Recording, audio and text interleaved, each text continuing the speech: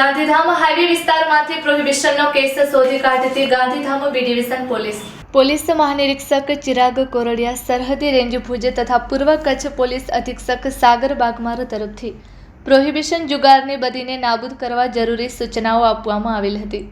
તે અનુસંધાને ઇન્ચાર્જ નાયબ પોલીસ અધિક્ષક ડી.આર. ભાટિયા, અંજાર વિભાગ તથા પોલીસ ઇન્સ્પેક્ટર એસ.વી. ગોચિયાના માર્ગદર્શન હેઠળ ગાંધીધામ બી ડિવિઝન પોલીસ દ્વારા અસરકારક કામગીરી હાથ ધરવામાં આવી હતી। બી ડિવિઝન પોલીસના સર્વેલન્સ સ્ટાફને મળેલી ચોક્કસ બાતમીના આધારે હાઈવે વિસ્તારોમાં દારૂની હેરાફેરી અટકાવવામાં સફળતા મળી છે। ગાંધીધામના ભરતદાન ગઢવી પોતાની કાળા કલરની સ્કોર્પિયોમાં દારૂ ભરીને જઈ રહ્યો હતો, ત્યારે પોલીસે તેને રોકવાનો પ્રયાસ કર્યો હતો। જો કે કાર ચાલકે વાહન ભચાઉ રોડ તરફ ભગાડ્યું હતું। પોલીસે પીછો કરતા આરોપી લક્ષ્મી બેનસા પાસે કાર મૂકીને ભાગી ગયો હતો। કારની તલાશી લેતા તેમાંથી કુલ 864 બોટલ વિદેશી દારૂ મળી આવ્યો હતો।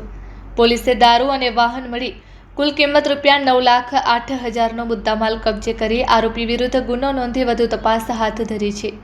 Report by Bharati Makhijani, Gandhidham.